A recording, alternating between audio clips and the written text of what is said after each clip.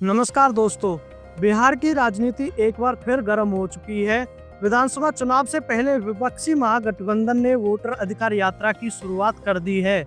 लेकिन सवाल ये है कि क्या ये यात्रा सिर्फ वोट बैंक की राजनीति है या सचमुच बदलाव की शुरुआत। आज हम इसी विषय पर चर्चा करेंगे।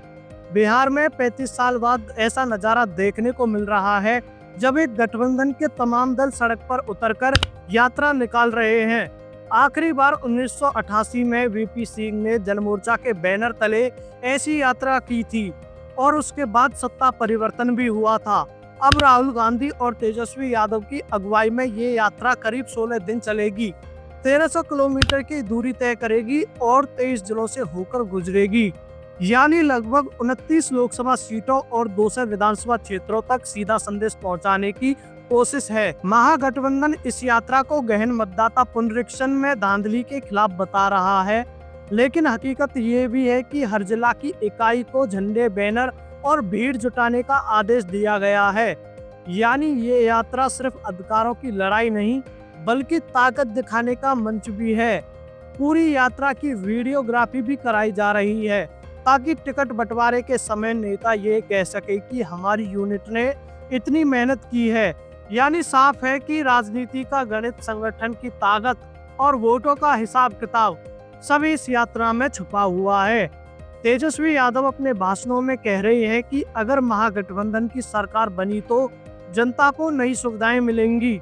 उनका आरोप है कि मौजूदा सरकार ने उनकी योजनाओं की नकल की है, लेकिन आधी अधूरी। वहीं राहुल गांधी ने सासाराम में बड़ा ऐलान किया है। उन्होंने कहा कि आरक्षण की 50% सीमा खत्म करेंगे, यानी एक बार फिर चुनाव का सबसे बड़ा हथियार आरक्षण ही बन रहा है। मौजूदा सरकार ने आरक्षण को 65% तक बढ़ाने की कोशिश की थी, लेकिन सुप्रीम कोर्ट ने रोक लगा दी। अब देखना यह है कि राहुल गांधी का ये वादा सिर्फ भाषण है या हकीकत में अमल होगा।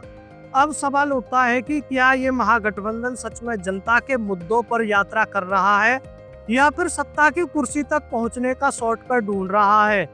बिहार की जनता बेरोजगारी, पलायन और विकास की कमी से जूझ रही है, लेकिन नेताओं के भाषणों में ज्यादातर फोकस आरक्षण और वोट बैंक पर है।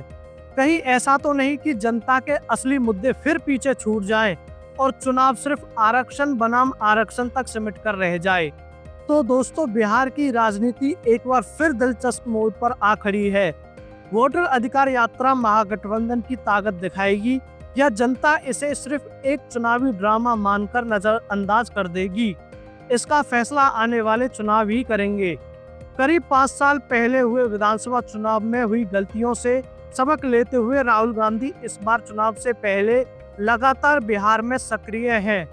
मतदाता अधिकार यात्रा समेत इस साल राहुल गांधी का 6ठा बिहार दौरा है। इस साल वह जनवरी, फरवरी, अप्रैल, मई फिर जून में बिहार का दौरा कर चुके हैं। इस बार के अपने दौरे में वह अगले एक पखवाड़े तक लगातार बिहार में रहने वाले हैं।